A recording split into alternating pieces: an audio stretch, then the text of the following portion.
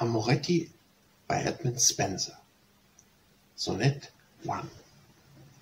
Heavy leaves when his ghostly hands, which hold my life in the dead doing might, shall handle you and hold in loaths of bands, lurid captives trembling at the victor's side, and happy lines on which with starry light whose living eyes will design something to look and read the sorrows of my dying sprite, written with tears and heart's close bleeding book.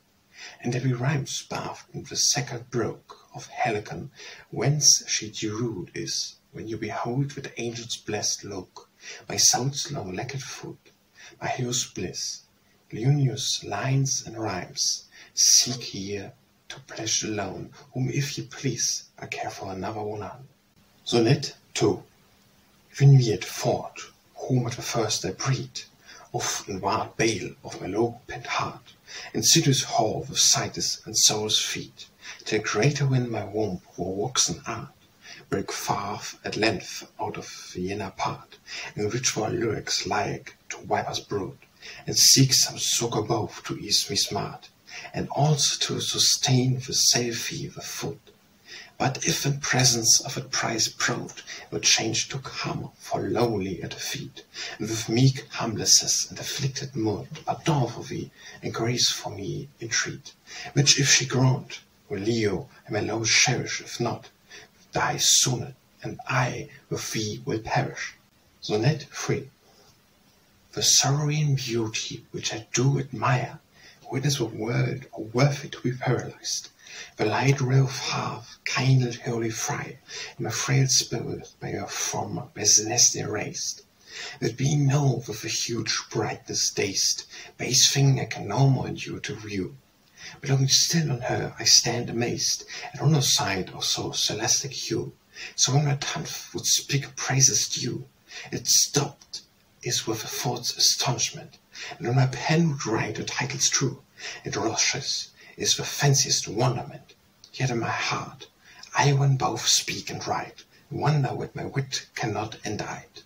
Sonnet 4. New year forth looking out of Lorna's gate, doth see me to promise hope of new delight, and bidding bow all adieu, his pace day bites all old thoughts to die in dampish spray, and calling forth out of sad winter's night, fresh low, with long half slept in cheerless bower, whilst him awake and soon about him died, his wanton wings and darts of deadly power. For lusty spring now in his timely hour is ready to come forth him to resue, and runs the earth with juice colored flower, to dig herself at the fair mental value. When you flare flower, in whom fresh youth doth reign, prepare yourself your load to entertain. Sonnet 5.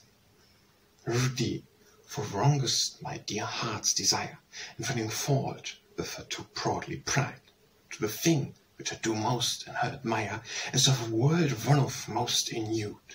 For on those lofty looks is close and plead, scorn of base things, and steers of foolish dishonor, threatening grayish eyes, which gaze on her so wide, where loosely vainer dare to look upon her. Such pride is praise, such portliness is honor, the blinded innocence bears in her eyes, and her fair countenance like a godly banner spreads in defiance of all enemies.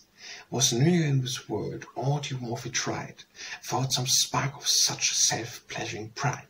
Sonnet 6. Be not dismayed, with her wind of mind doth still preside in a rebellious pride, such low not like to lusts of baser kind. The harder wonder, the firmer with a bite, the dreadful oak, whose sap is not yet dried, as long ere it consume the killing fire. But when it once doth burn, it doth delude great heat, and makes his flames to who you aspire. So hard it is to kindly new desire, and gentle breast which should endure forever. Deep is a wound which dints the parts entire, with chaste effects what naught but death can show. But think not long and take little pain, to knit the knot, but oil should remain. Sonnet 7. Fire eyes, the mirror of my mazed heart, What wondrous word is contained in you, with which both life and death forth from you dart into the object of your mighty view. For when ye mighty look with lowly hue, then in my soul with life and love inspired, what when you love, or look on me askew, when though I die as one with lightning fried, but since that life is more when death desired, look you're lovely, as becomes you best, with your bright beams of my weak eyes admired, may kindly viewing fire within my breast. Such life should be the honor of your light, such death the sad ensemble of your might. Sonnet 8. More than most fair, full of alluring fire, kindle the bow, wund the maker near. Now eyes by yours, in which all powers conspire, that to the world naught else be counted dear. Frack your bright beams doth not blinded guest, shoot out his darts to base affections wound. But angels come to lead frail minds to rest, in chaste desires on heal's beauty bound. You frame my thoughts and fashion me within, you stop my tongue and teach my heart to speak. You calm the stormy that passion did begin, strong through your cause, but by your word you weak. Dark is your world, where your light shine newer. Well is he born, may behold you. Sonnet 9. Long while I sought what I might compare, those powerful eyes, which light my dark sprite, yet find I no on earth to which I dare resemble for the image of a godly light. Not to the sun, for we do shine by night, not for the moon, for we are changed nowhere, nor to the stars, for we have pure sight, nor for the fire, for we consume not oil, nor to the lightning, for we still pleasure, nor to the diamond, for we are more tender, nor to a crystal, for naught may them soil, nor into glass, such baseness more offend her, when to the Maker's self, where likes be, whose light doth lighten all that here we see. Sonnet 10. Righteous Lord of Law, what laws with me thou makest thus tormented be, the while she lauded in lascivious bliss of a free will, scorning both free and me. See how the tyranness doth you to see the huge massacre which her eyes do make, and humble hearts brings captives within thee. But woe of the maist mighty vengeance take, but a proud heart doth woe a little shake, and that high look with which she doth control all this world's pride bow to baser make, and all her faults in thy black book enroll. But I may laugh at her in equal sort, as she doth laugh at me, and makes my pain her sport. Sonnet 11. Daily, when you seek and soar for peace, and hostages do offer for my truth, she cruel warrior doth for self-interest, to bitterly and very war whereof. The while we move the reason of a truth, to grant small respite to my restless toil, but greedily her fell intent pauseth, of my poor life to make when piety spoil, yet my poor life of sorrows to soil.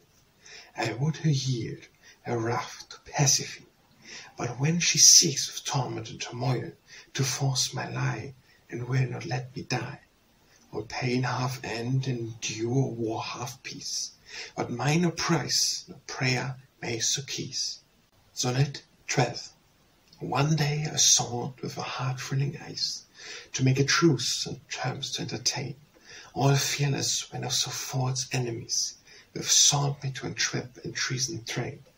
So as I went disarmed did remain, a wicked ambush which lay hidden long the close guard of a gullyful eye, whence breaking forth did thick about me throng, to fable abate the brute so strong, was forced to yield myself into their hands, whom me kept tied straight with rigorous wrong, however since me kept in cruel bands. So lay now to you I do complain, against your eyes that the justice I may gain. Sonnet 13. In that proud port which her so goodly grace, while the fair face she rose into the sky, To ground her eyelids low embassed, most godly temperature ye may discrete, mild humbleness mixed with awful majesty, for looking on the earth when she was born, her mind re-breathed her mortality. What souls fail should to earth return, but at some loft countenance seems to scorn, base thing, and think how she to heaven might climb. Threading on earth is loathsome and forlorn, but hinders hill you ford with dozzy slime. Yet lovely still vouchsafe to look on me, such loveliness shall make your love be. Sonnet 14. Return again, my forces late dismayed, when we seek by your abandon cried, great shame is to lay like one afraid, so frail peace for one repulsed so light. Gainst such strong castles need greater might, no small forts which you won't belay, such holy minds and you to high find, disdain to yield, and for first essay, bring her for all our forces with you may, Elaine chasm battery to her heart. Plains, prayers, woes, roof, sorrow, and dismay, those engines can produce low concure, and if those fail fall down and die before her, so dying in you, alluring to adore her. Sonnet 15. Ye tradeful merchant, with very toil, you seek most precious things to make you gain, and both the Indians and the treasure spoil. What needeth you to seek so fair in vain? For lo, my low doth in self-contained, all with words riches where may fair be found. In Sapphires lower iced as Sapphires plain, if rubies lower lips be Rubens found, if lace her teeth be pearls both pure and round, her her forehead urine of gold, her looks of finest gold and ground, if Sylvia her fair hands her Sylvia sheen, but wit which fairest is, but few behold, a mind adorned with virtues manifold. Sonnet 16. One day, as I wondered did gaze on this fairy ice, my lotus immortal light, the whiles my astonished heart stood in amaze, for sweet illusion of a look's delight. I mote becove on a glancing sight, legends of lows where little rings did fly, darting the deadly arrows from bright, at your rush behold her passing by. One of those archers closely did spy, among the arrow at my very heart, when suddenly a twinkle of her eye, with a mist broke, his minister dart. Had she not so done, she had been slain, yet as it was, had escaped with pain. Sonnet 17. The glorious portrait of an angel's face, made to amaze weak man's confused skill, and to his world's worthless glory to embass. What pen, what pencil can express her fill? For thought her colours continues it will, and like his learned hand at pleasure guide. Last trembling is his workmanship should spill, yet many wondrous things are beside. With sweet eye glances, like arrows glide, with charming smile, the robe sense from the heart. The lovely pleasures and the lofty pride cannot expressed by any art. And greater craftsmen and you doth need, that can express the life of things indeed. Sonnet 18.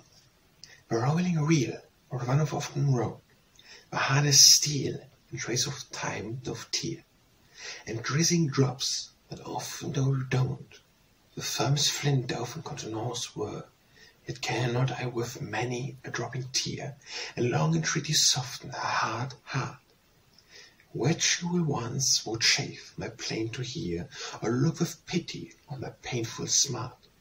But when I plead, she bids me play my part, and when I weep, she says tears are but water, and when I sigh, she says I know the art, and when I wail, she turns herself to laughter. So though I weep and wail and plead in vain, what she as steel and flint doth still remain. Sonnet 19. The merry Choco, messenger of spring, his trumpet shrill half has already sounded, but warns all lovers wave upon my king, who now is coming forth with girdle crowned. With noise word of cry of birds resounded, the anthems sieve devised of low praises, but all the woods were echoes, back rebounded, as if I knew the meaning of her lace. But 'mong them all, which did lose on a race, no word was heard of her that most is owed, but she is priestly proudly disobeys, and doth with idle message set it north. Wherefore, O lo, when she turning to thee, or shook her hand, let her a rebel be. Sonnet 20. In vain I seek and sue to her for grace, and though mine humbled heart before her pour, the whiles her foot she in my neck doth place, and fret my life down in my lonely floor, and yet will lie on with his Lord of power, and run for all your best and field, and his most pride disdain to endure. The silly lamp that she is might doth yield, but she must. Sonnet 21. Was it the work of nature of art, which temples of the features of her face, with pride and meekness mixed by equal part, though both appeared adorn her beauty's grace? For with mild pleasures, with doth pride displace, she to low doth look her eyes allure, and with stern continuance back again doth chase, where loser looks, where stye blusters and pure. With such strange terms her eyes she doth inure, but with one look she doth my life dismay, and with another doth and straight recure. A smile me draws, her frown me drive away, was doth she train and teach me with her looks, such art of eyes I ne'er read in books. Sonnet 22. With holy session fit to fast and pray, man to the notion of to be inclined, wherefore I likewise once a holy day, for my sweet saint subsecure fit will find. Her temple fire is built within my mind, in which a glorious image placed is, on which my thoughts do day and night attend, like sacred Christ, but no I think amiss, ear to her as authors of my bliss, while build an altar to absence rare, and on the same my heart will sacrifice, burning in flames of pure and chaste desire, the which you save, O goddess, to accept, amongst the dearest relic to be kept. Sonnet 23. Penelope, for whistle's sake, doist her whip arose to decay, in which her work, which should all day did make, the same at night, yet it again run away. Such subtle craft of Daniel doth continue, the importance hue of my desire to show, for already I in many ways do weigh, in one short hour I find my urban done. So when I think to end what I begun, I must begin and I bring to end, for which one look she spills with long I spoon, and with one word my whole year's work doth rend. Such labor like the spider's web I find, whose fruitless rope is broken with least wind. Sonnet 24. When I behold the beauty's wonderment, and rare perfection of each godly part of nature's skill, the only compliment I honor and admire the maker's art. But when I feel the bitter baleful smart which your fairy eyes when draw you work in me, the death out of your shiny becomes no art, I think that I a new Pandora see, whom all the gods in council did agree, and with sinful word from higher to send, which he to wicked man a scourge should be, for all the faults with which they did offend. But since ye are my scourge, I will entreat, that for my words you will me gentle beat. Sonnet 25. How long shall this like dying life endure, and how no end of her own misery, but waste and rue away in terms unsure, twixt fear and hope, depending doubtfully, yet better were taunts to let me die, and shall the last a sample of your pride, in the torment ye was with cruelty, to prove your power, which I too well hard tried. Yet am your hardness the breath ye hide, a close intent at last to shew me grace, when all the hosts and wrecks which I abide, as means of bliss I gladly will embrace, and wish with more and greater way might be, with greater meed at last may turn to me. Sonnet 26. Sweet is the rose that grows upon the brae. Sweet is the juniper, but sharp as bow. Sweet is the eagleton, but pricketh near. Sweet is the fire bloom with his bronze roof. Sweet is the cypress, but with rind is sore. Sweet is the nut, but bitter is his pill. Sweet is the broomy flower, but yet sore enough. And sweet is moly, but his root is ill. So rose sweet, with sours tempered still, that maketh it be counted the more. For he thinks what may be good at will, more thoughts of man do set by little store. Why then should I account of little pain, that endless pleasure shall into me gain? Sonnet 27. Fair proud, now tell me, why should fair be proud? Civil words' glory is but gross finesse, and in the shade of death itself shall shroud. A rule of a fall, ye little ream, where goodly a doll, nor so gay be seen, shall do full of flashes, brove or attire, be forgot as it had never been. But many now much worship and admire, ne anyone shall of it inquire, ne any mention shall wherefore remain. But what is worse, when neither shall expire, should your purchase with her tangled pain, there be no longer proud of it shall perish, but with which shall you make a mortal cherish. Sonnet 28. When our leaf, which you this day do wear, drew me great hope of her relenting mind. For since it is the baggy which I do bewray, ye bearing it do seem to me inclined. A power therefore, which often me I find, that it likewise your gentle breast inspire with sweet infusion, and put you in mind of a proud maid, whom now those leaves attire.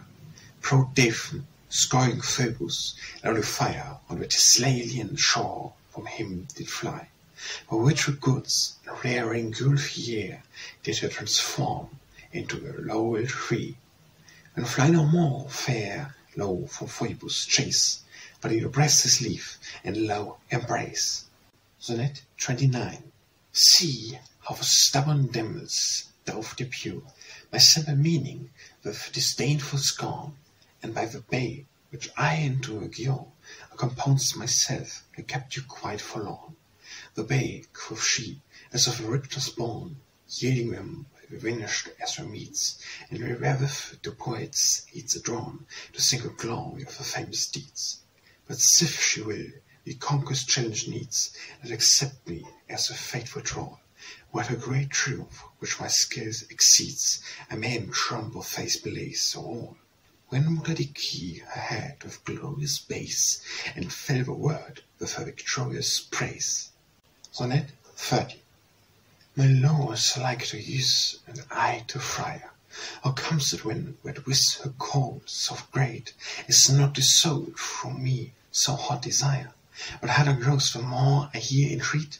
How comes it that my exceeding head is not delight by a heart frozen cold, but that I burn much more in boiling sweet, and fear my flame more made fold? What more miraculous thing may be told, but fire which all things melts should harden years, and years which is congealed with senseless cold should kindle fire by wonderful use. Such is the power of love and gentle mind, that it can alter all course of kind. Sonnet 31. Ah, why hath nature to the heart a heart? June so goodly gives of beauty's grace, whose pride deplores each other better part, and all whose precious ornaments deface. Swift all other beasts of bloody race, and red congeners she you have, with red row of a rest may chase, and run to shun the daughter of her wrath. But the proud one doth broke the greatest scath, through sweet or young of a lowly hue, that she the better may in bloody bath, with such poor trolls her cruel hands improve. But did she know how ill is to accord, such cruelty she would most soon abhorred. Sonnet 32. The painful smith, the force of front heat, the hardest rule soon doth mollify, what with his hew sledge he can beat, and fashion to what he at list apply. It cannot always flames in which I fry, a heart more hardy than yearns of the right. Near all the plains and prayers with which I do beat envy, and you of a stubborn wit. But still the more she flew, seems my fit, the more she frisked in her wealthful pride, and harder groans the harder she is smit, with all the plaints which to her be applied. What then remains but I to a stove burn, and she to stones at length all frozen turn?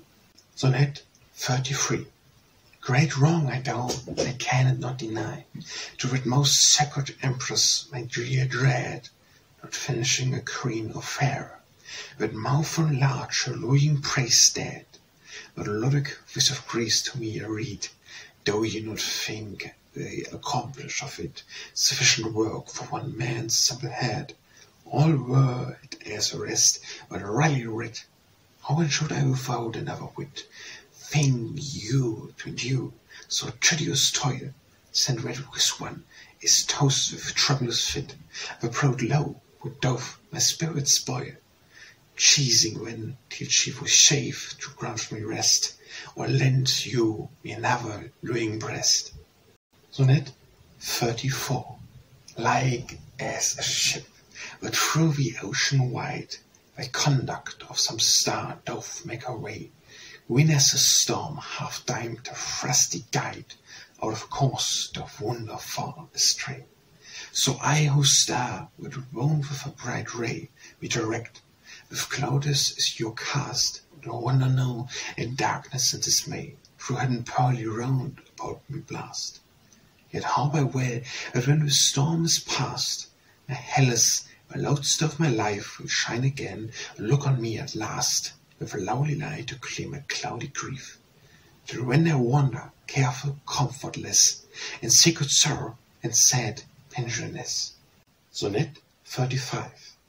My hungry eyes through greed cause still to behold the object of a pain, with no contentment can themselves suffice, but hang pine and hoying and complain, for lacking it they cannot life sustain, and hoying it will gaze on it the more, in their amazement like Narcissus wane, whose eyes am stirred, so plenty makes me poor, yet are mine eyes so filled with the store of that fair sight, that nothing else they broke, but loathe the thing which they did like before, and can no more endure on them to look. All this world's glories seem vain to me, and all their shows but shows sawing she. Sonnet 36. Tell me, when shall these ways war end, or shall their ruthless torment new cheese, and all my days in Pinalaya spent, without hope of a swimming or release? Is there no means for me to purchase peace, or makes agreement with the thrilling eyes, where the cruel doth still increase, daily more augment my mysteries? But when Yehoshim all extremities, and make how let it glow Yahweh night, I slay him, whose life for be despised. More Yahweh your life and honor long maintained, but by his death, which some perhaps will moan, ye shall commend by of many a one. Sonnet 37. What guile is with that woes her golden tresses, she doth attire in a net of gold, with sly skill so cunningly them dresses, what which is gold or hair may scarce be told. Is it with man's frail eyes which gaze too bold, and she may entangle in with golden snare, and when caught may craftle and fall, where weaker hearts which are not well aware. Take heed wherefore, mine eyes, how ye do stare, henceforth so rashly on with careful net, in which, if you entrapped are, out of her bands ye by no means shall get. Foundless it were for any being free, with cold fetters fought where golden be. Sonnet 38. Arion, and through tempest true rake, he forth was thrown into the breezy seas, through the sweet music which his heart did make, a rude dolphin him from death to ease, but a rude music which was wont to please. Some dainty ears cannot, with any skill, the dreadful tempest of a river appease, nor move a dolphin from a stubborn will, but an upright, she doth preserve still, or careless how my life for her did cheese. Yet with one word she can its sour spill, the spill were pity, the sour praise. Truth rather to be praised for doing good, than to be blamed for spilling guiltless blood. Sonnet 38. Sweet smile, the daughter of a queen of love, expressing all the mother's powerful art, with which she wants to temper angry low, when all the gods he frets the thundering dart. Sweet is thy virtue as the self-sweet art, for when on my foe shines latent sadness, and melting pleasance ring through all your part, and me yearning with heart-robbing gladness, whilst rapt with joy, resembling holy madness. My soul was waste tried as in a trance, and feeling thence no more her sorrow's sadness, fed on the fullness of a cheerful glass, more sweet than nectar or ambrosial meat, seemed your bite, which henceforth I did eat. Sonnet 40. Mark when she smiles with amber cheer, and tell me whereto can you liken it, when on each eyelid sweetly doth appear, and 100 graces as in shades to sit, like as seemed in my simple wit, into the rare sunshine in summer's day. And when a dreadful storm array is flit through the broad world, love spread its goodly ray, its side wherefore each bird that sits on spray, and yours beast that to withstand was fleet, comes forth afresh out of their late dismay, and do a light lift up their drooping head. So my storm-beaten heart likewise is cheered with sunshine when cloudy looks are cleared. Sonnet 41. Is it her nature, or is it her will, to be so cruel to an humbled foe? If nature, when she may, it mend with skill; if will, when she at will may will forego. But if her nature and her will be so, which if you plague for man that loathes her most, and take delights and stress in wretches woe, when all her nature's goodly gifts are lost, and with some glorious beauty's idle boast is but a base such retching to be good, his being long and a low tempest toast, she means at last to make a piteous spoil. For fierce fire, let ne'er it be named, with so fire beauty was so foully shamed. Sonnet 42. The love which me so cruelly tormenteth, so pleasuring is in my extremest pain, that all the more my sorrow it augmenteth, the more I love and do embrace my bane, need our wish, for wishing were but vain, to be quit for my conjugal spared, but I you a full, for you to remain, and yield for pledge my poor captured heart, to which with it from her main you start. Let her, if please her, bond with Edmund's chain, and from all wandering lows, which mote preserve his safe assurance strongly retained. Only let her abstain from cruelty, and dow me not before my time to die. Sonnet 43. Shall I when silent be, or shall I speak? And if I speak, a wrath renew I shall, and if I silent be, my heart will break, or choke by with overflowing gall. What churn does bestow my heart to thrill, and eke my tongue with proud restraint to tie, but neither I may speak, nor think at all, but like a stupid stock in silence die. Yet I my heart with silence secretly will teach to speak, in my just cause to plead, and eke mine eyes with meek humility, nor learn letters to eyes to read, which a deep wit, which through hearts thought can spell, will soon consecute, and learn to construe well. Sonnet 44. When those renowned noble peers of Greece struck stubborn pride amongst himself and I, forgetful of the famous golden fleece, Northwest with his harp where strive to bar, with his continual cruel sued wear, which myself against myself do make, whilst my weak powers of passion weird are, no skin can stin, no reason can slake. But why in hand my tenseless harp I take, and though I more augment my foes despite, and grief you knew, and passions to wake, which I fresh against myself to fight, mongst whom the more I seek to settle peace, the more I find their malice to increase. Sonnet 45. Your lady in your glass of crystal clear, your girly self for Eumer to view, and in myself, my inward self, I mean, must lyre-like behold my semblance true. Within my heart, thought hardly it can shew, thanks to you, to view of earthly eye, the fair idea of your celestial hue, and your part remains immortally, and were it not that, through your cruelty, the soul you meant, that deformed it were, the godly image of your visage, clear than crystal, would vain appear. But if yourself in me ye plain will see, remove the cause by which your fair beams darkened be. Sonnet 46. When my ablest prefix time is spent, my cruel fare straight bites me when my way. But when from Hoisen most into storms are sent, as willing me against her will to stay, whom when shall I or heaven or her obey? O Hoyes now best what is the best for me? But as she will, whose will my life doth sway, my lower Hoyo, so perforce must be. Ye high Hoyes, with all the sorrow see, sift forth your tempests cannot hold me back. Assuage your storms, or else both you and she will both together me to sorely wreck.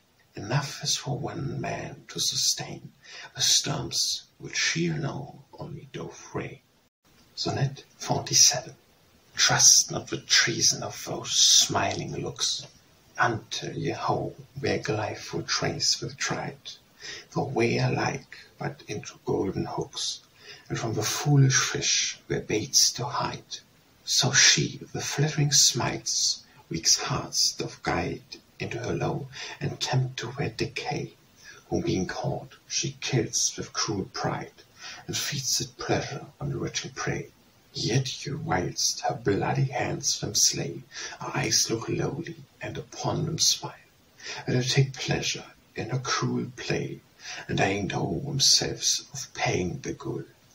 O my charm which makes man loathe a bane, and think wait by with pleasure, lie with pain. Sonnet 48. Innocent paper, whom to cruel hand, did make the matter to your her eye, and ere she cold, the cause will understand, did sacrifice into a greedy fire. Well wove you woe the hoe found by the hire, when so bad end for Herrick's ordinant. Yet treason nor treason didst conspire, but plead their masters, caused in his paint, who more the careless of his grief constraint, to better forth anguish of his heart, and would not hear, when he to her complained, the pious passion of his dying smart. Yet Louis Fouillot, flew against her will, and speak her good, fortune quit it ill. Sonnet 49. Fire cruel, why are ye so fierce and cruel? Is it because your eyes hold power to kill? When hard mercy is the mightiest you will, in greater glory think to sow and spill. But if it be your pleasure and proud will to shew the power of your impious eyes, but not on him that in your fault you ill, but bend your force against your enemies, and feel the utmost of your cruelties, and kill, with looks as cockatrice do, but him that all your footstool humbled lies, with merciful regret, guy mercy too. Such mercy shall you make admire to be, so shall you lie by guy life to me. Sonnet 50. Long English and double my day, of my heart's wound and of my body's cry, there came to me a leech that would apply fit medicines for my body's best relief. Vain man, quoth I, that hast but a deprive, in deep discord of my disease, is not the heart of all the body's sheath, and rules the members as itself doth please. When if some quarrels seek first to peace the inward longing of my wounded heart, and my body should horse shortly ease, but such sweet courteous pace, physicious art. When my life leech thou, you your skill rule, and with one sorrow both heart and body heal. Sonnet 51. Though I not see the traced images of father's marble are of purpose made, for what we should endure through many ages, they led the famous monuments to fate. Why when though I, in trade in lower strait, a hardest blame which I should more commend, symphony or art was excellent a sight, which was not hard a teak and bring to end. The art so hard, but he that would attend would soften it into his will in you. So do I hope her stubborn heart to bend, and with it win more steadfast will endure. Only my pains will be the more to get her, but hawing her, my joy will be the greater. Sonnet 52. So oft as homeward I from her depart, I go like one that hawing lost the field, his prisoner lead away with heavy heart, despoiled of warlike arms, known shield. So do I know myself a prisoner yet, to sorrow and to solitary pain, from presence of my dearest dear exile, long way alone and languor to remain, where let no thought of joy or pleasure wane, dare to approach, but may my solace breed, but sudden dumps and very sad disdain, of all words gladness, more my torment fee. So I her obsess with my penuk make, but of her presence I my meat might take. Sonnet 53. The panther, gnawing with his spotted hide, doth please all beasts, but wet his locks and frame, within a bush his dreadful head doth hide, to let them gaze, whilst he on a whim may prey. Right saw my cruel fare with me doth play, with a godly semblant of her hue, so doth allure me to mine or decay, and when no mercy will into me shew, great shame it is, things so new in view, made for to be the world's most ornament, to make the bait a gazer to embreath. God shames to be so ill an instrument, but mercy doth with beauty's best agree, as in the maker ye were best may see. Sonnet 54. Of whose world's theatre in which we stay, where low like the spectator idle sits, beholding me when all the pageant play, disguising duly my troubled wits. Sometimes I joy when glad occasion fits, and mask and mirth lake to a comedy. Soon after, when my joy to sorrow flits, I wail and make my woes a tragedy. Yet she behold me with constant eye, delight not in my mirth, nor ruse my smart. But when I laugh, she mocks, and when I cry, she laughs, and hardens you more her heart. What then can mow her, if no mirth, no moan? She is no woman, but a senseless stone. Sonnet 55. So oft as I her beauty do behold, and wherewith do her cruelty compare, am a rule of what substance was the mood, with which her mood atones so cruel fame. Not earth for high thoughts more heavy are, not water for alone doth burn like fire, not ire, for she is not so light or rare, for fire, for she doth fries with faint desire.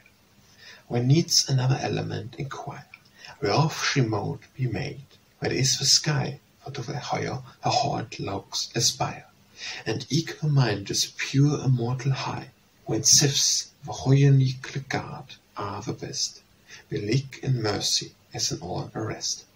Sonnet 56. Fire, ye be sure, but cruel and vinkind, as is a tiger, but of greediness hunts after blood, when he by chains doth find a feeble beast, doth felly him oppress. Fire, be ye sure, but proud and pitiless, as in a storm what all things doth prostrate, finding a tree alone or comfortless, beats on it strongly, it to ruinate. Fire, be ye sure, but hard and obstinate, as is a rock amidst raging floods, gainst which a ship of succor desolate doth succor wreck, both of herself and gods. With ship, with tree, and with same beast man, I, whom ye do wreck, do ruin and destroy. Sonnet 57. Sweet warrior, when shall I hope peace with you? High time it is, with raw no ended war, which I no longer can endure to sue. New instant battery more to bear, so weak my powers, so sore my wounds appear. What wonders how I should lick or yacht, seeing my heart through launched you wear, the thousand arrows which your eyes how shot, yet shot you sharply still, and spare me not. What glory think to make with cruel strokes? Ye cruel one, what glory can be got, in slaying him, but what lie gladly yours? Make peace wherefore, and grant me time and grace, but all my wrongs will heal in little space. Sonnet 58. Weak is the assurance what weak flesh repose, in their own power and scorn I must aid.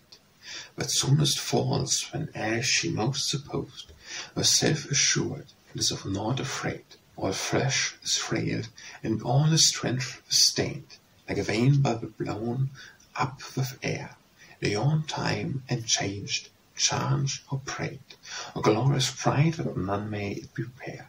Nay, none so rich or wise, so strong or fair, but faileth trusting on his own assurance. And he that stand on the highest stair falls lowest, for nerve not half endurance, while when though ye proud fair misstems so fair, but to yourself ye most assured heir. Sonnet 59. Thrice happy she, that is so well assured, and herself unsettled sound heart, but neither will for better be allured, ye feared with hers to any chance to start. But like a steady ship doth strangely part, the raging waves in keeping course aright, may aught for tempest doth from its depart, nor for friar whoever's fawns delight. Such self-assurance need to fear the spite of dreading foes, your foes seek of friends, but in the stay of her own steadfast might, neither to one herself nor other bends. Most happy she would most assured doth rest, but he most happy who such one loves best. Sonnet 60. Way, but in course of hoiling spares are skyled, to your planet point the sun re-year, in which the circle's voyage is fulfilled, as Mars and the score years doth run is fair. So since the winged god his planet clear began in me to mow when years spent, the which doth longer into me appeared, but all was 40 which my life outwent. When, by what count, which lowest books inured, the sphere of Cupid 40 years contains, which I have wasted in long languishment, that seem the longer for my greater pains. But let me lose fair planet short ways, this year ensuing, or else short my days. Sonnet 61. The glorious image of a maker's beauty, my solemn sign, the idol of my thoughts, dare not henceforth both bones of deity, to accuse of pride, or rashly blame for aught, for being as she is duly worn, and of a brood of angels holy born, and of a crew of blessed saints in broad, each of which with a grifted adorn, the bud of a joy, the blossom of a morn, the beam of light, whom mortal eyes admire. What reason is it when but she should scorn base things when to a low devout aspire? Such heavenly forms ought rather worship her, when there be loved by man of mean degree. Sonnet 62. The very years his race no horning run, when new begins his compassed course anew, with shew of morning mildly half begun, betoken peace and plenty to ensue. So let us, which with change of weather view, change alike our minds and former lives amend. To all years since for past let us eschew, and fly the faults with which we did offend. When shall the new year's joy for freshly sent, and if a gloomy world his gladsome ray, and all we storms which now his beauty blend, shall turn to calms and tranquilly clear away. So likewise loud cheer renew your heavy sprite, and change old years annoy to new delight. Sonnet 63. After long storms and tempest sad to say, which hardly I endure ye fought to, in dread of death and dangerous dismay, of which my silky bark was tossed sore, I do at length descry the happy shore, in which I hope I long for till thereof. Fairly soil it seemed from far and through with store of all but dear and daintiest allure.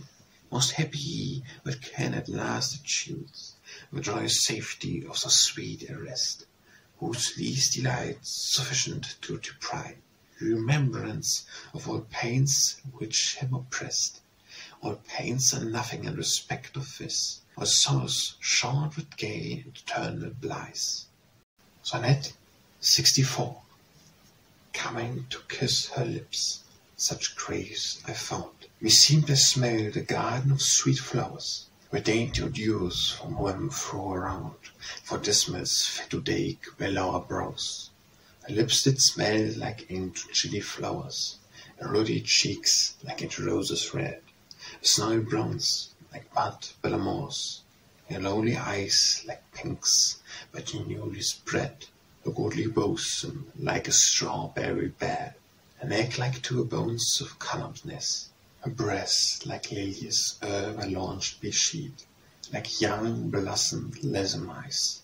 Such fragrant flowers dog you most adorous smell, but the sweat of dew that them all excel. Sonnet 65. The doubt which ye misdeem fair love was vain, but fondly fear to lose your liberty, or losing one to liberties ye gained, and make him bound that bondage ears that fly. Sweet by the bands by which true love doth try, without constraint of dread of any ill, the gentle bird feels no captivity, within her cage, but sings and feeds her fill. The pride dare not approach, nor discord spill, the league twixt them that loyal low have bound. But simple truth and mutual goodwill seeks with sweet peace to salute each other's wound. The fate, though fearless, dread and brazen draw, and spotless pleasure builds a scared burrow. Sonnet 66. To all those heavy blessings which ye hope, with plenteous hand by heaven upon your throne, with one disparagement way to be go, but your low lend to so mean a one. Heroes high worths surpassing pardon, could not on earth how found one fit for mate, nay, but in heaven matchable to none. Why did ye stood into so lowly state? But ye terribly much greater glory gained, when had ye sorted for prizes per. For now your light doth more itself delayed, and in my darkness greater doth appear. Yet since your light have once illumined me, with my reflex your shall increased be. Sonnet 67.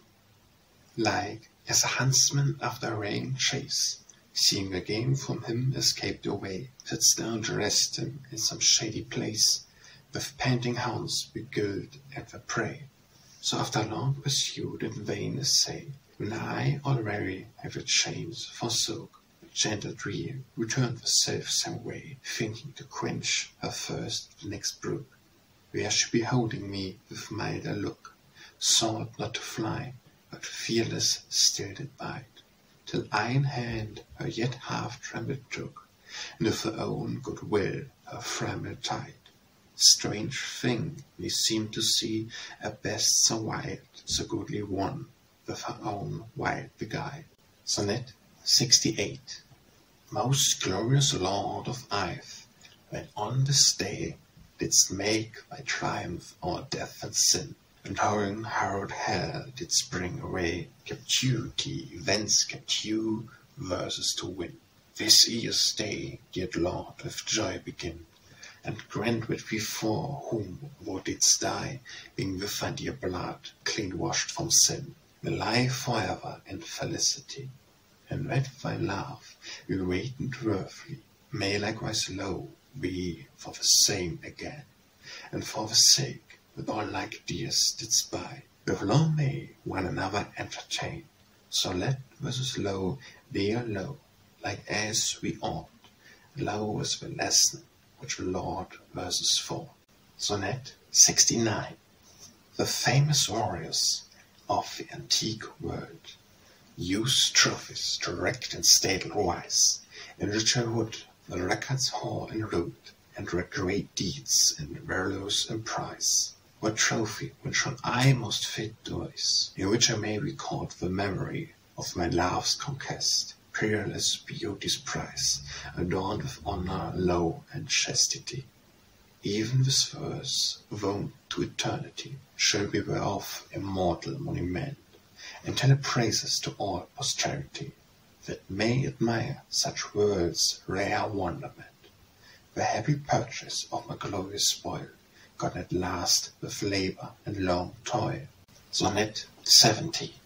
Fresh spring, the herald of low mighty king, in whose coat armor richly are displayed all sorts of flowers, the which on earth do spring, in goodly colours gloriously arrayed. Go to my love, where she is careless laid, yet in winter's brow not well awake. Tell her the joyous time will not be stayed, unless she do him by the forelock take. Bide her therefore herself soon ready make, to wait on low amongst a lovely crew, where your one that mist then her make shall be by him immersed with penance due. Make haste wherefore, sweet love, whilst it is prime, for none can call again the past time. Sonnet 71. I joy to see how in your drawn work yourself into the bee ye do compare, and me into the spider the dove lurk, and close the way to catch her inward. Right so yourself, O caught in cunning snare of a dear foe and frail to his love, and whose straight bands ye now captured are, so firmly that you never may remove. But as your work is wooden all about, with woodbent flowers and fragrant eglantine, so sweet your prison you in time shall prove, with many dear delights bedecked fine, and all whenceforth eternal peace shall see between the spider and the gentle bee. Sonnet 72. Oft when my spirit doth spread her bolder wings, and mine to mount into the pure sky, it down its way to the foe of earthly things, and clothed with burden of mortality, where when with solemn beauty it doth spy, resembling you in glory and light, drawn with sweet pleasure's bait, and back doth fly, and into heaven forgets a former flight.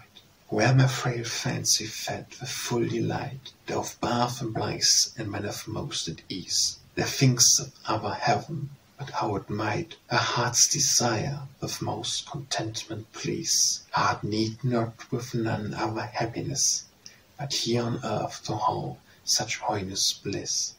Sonnet 73. Being myself captured here in care, my heart, whom none with soul bands can tie, but the fair tresses of your golden hair, breaking his prison forth, you doth fly, like as a bird that in one's hand doth spy, desired food to doth make his flight. I answer my heart that wand on your fair eye, to fattest fill, flies back into your sight. Do you him take, and in your bosom bright, gentle in cage, that he may be your friend. Perhaps you there may learn with rare delight to sing your name and praises over all, but that hereafter may you not repent, and lodging in your bosom to whole lend. Sonnet 74. Most happy letters framed by skilful trade, with which that happy name was first defend, by which 3 times thrice happy half me made, with gifts of body, fortune, and my mind. The first my being for my go be kind, from mother's womb to youth by due descent. The second is my servant queen most kind, but honor and large riches to me lend. The third my love, my life's last ornament, by whom my spirit out of dust was raised, to speak her praise and glory excellent.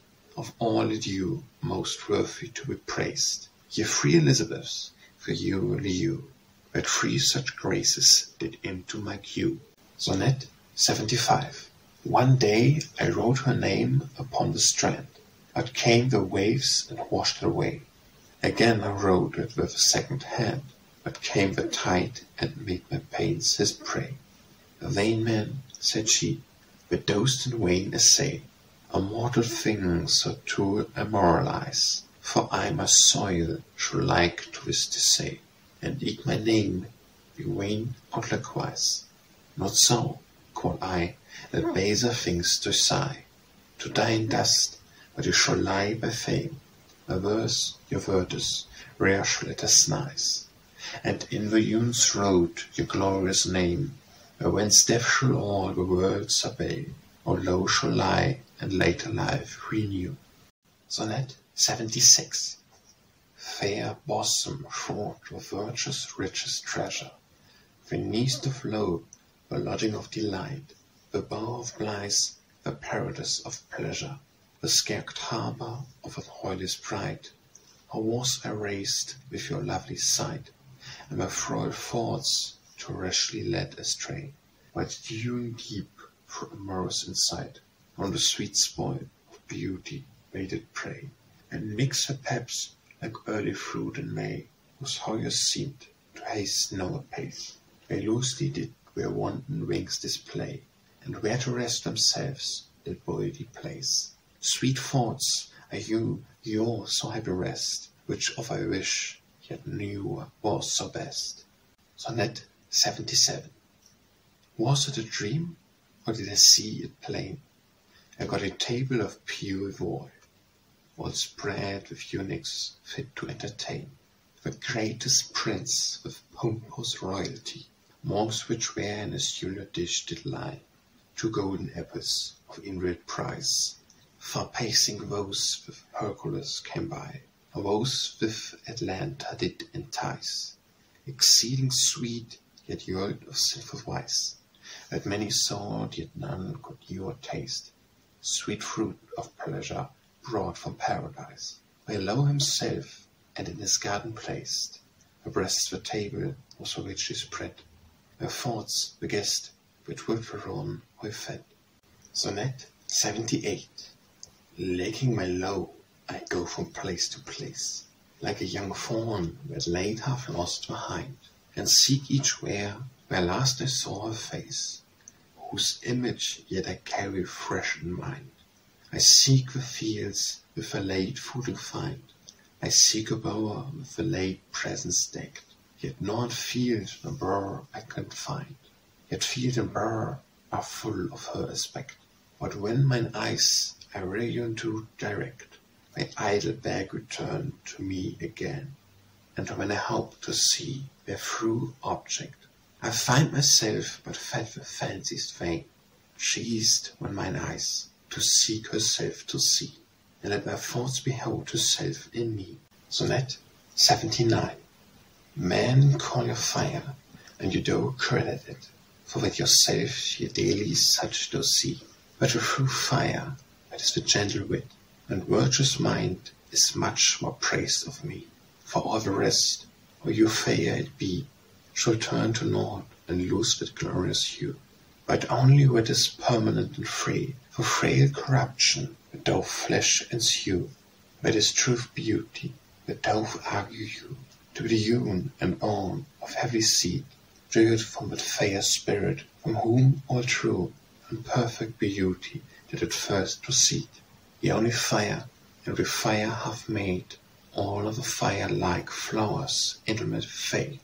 Sonnet 80. After so long a race as I have run through fairyland, which those 6 books compile, did you leave to rest me, being half fordone, and gave her to myself new breath a while, when, as a steed refreshed after toil, out of my prison I will break anew, and stoutly will with second work assoil, with strong endure and attention due, till when you allude to me in pleasant mew, to sport my muse, and sing my love's sweet praise, the contemption of foes heavily you, my spirit to an higher pitch with raise. But let her praise yet be low and mean, fit for the handmaid of a fairy queen. Sonnet 81. Fair is my love when the fair golden hears, with a loose wound your only change to mark. Fire when rose in red shacks appears, or in her eyes with fire of laughter spark. Fire when a breast like a rich laden bark, with purchased merchandise she forth doth lay. Fire when red cloud of pride, which oft doth dark her godly light with smites he dews away. But fire is she, when so she doth display the gate with peals and roots richly dyed, through which her words so wise do make their way, to bear the message of a gentle's pride. The rest be works of nature wonderment, but with the work of heart's astonishment. Sonnet 82. I, of my life, full oft for loving you, I blessed my lot that was so lucky placed. But when the more you own my shape, I rue, whether so much by so mean lone based. For had we equal use, too much you graced, and with as and the rest ye mode inured, some holy wit whose words good you enchased. Your glorious name in golden monument, but since ye deigned so goodly to relent to me your trail, in whom is little worth, but little red I am, shall all be spent in setting your immortal praises forth, whose lofty argument flipped me shall lift you up into an high degree. Sonnet 83. My hungry eyes through greedy coys still to behold the object of their pain, with no contentment can themselves suffice, but hoeing pine and hoeing not complain, for lacking it they cannot life sustain, and seeing it they gaze on it for more, in their amazement like Narcissus vain, whose eyes am starred, so plenty makes me poor. Yet are mine eyes so filled with the storm of a fire sight, but nothing else they brook, but loathe the things which we did like before, and can no more endure on them to look. All this world's glory seemed vain to me, and all their shoes but shadows sowing sheep. Sonnet 84. Let no one spark of filthy lustful fire break out that may her sacred peace molest, ne one light glance of sensual desire attempt to work her gentle mind's interest, but pure affection's bred in spotless breast, and modest thoughts breathe from well-troubled sprites. Go visit her in a burrow of rest, accompanied with angelic delights, where fill yourself with those most joyous sights, the which myself could never yet attain, but speak no word to her of reset plights, which her too constant stiffness doth constrain. Only behold her rare perfection, and bless your fortune, fire election. Sonnet 85. The world that cannot deem of worthy things, when I do pursue her, say I do but flatter. So does the chuckle when the mayo sings, begin that witless note apace to clatter. But thy vet skill not of the hoiling matter, all where I know not in you or admire. Rarer than you, let them wonder at her, but not to deem of her desert aspire. Deep in the closet of my parts and try, her worth is written with a golden quill, but me with holy free doth inspire, and my glad mouth with her sweet praises fill, which, when as flame in her shrill trumpet shall thunder, as the world choose to enjoy or to wonder. Sonnet 86.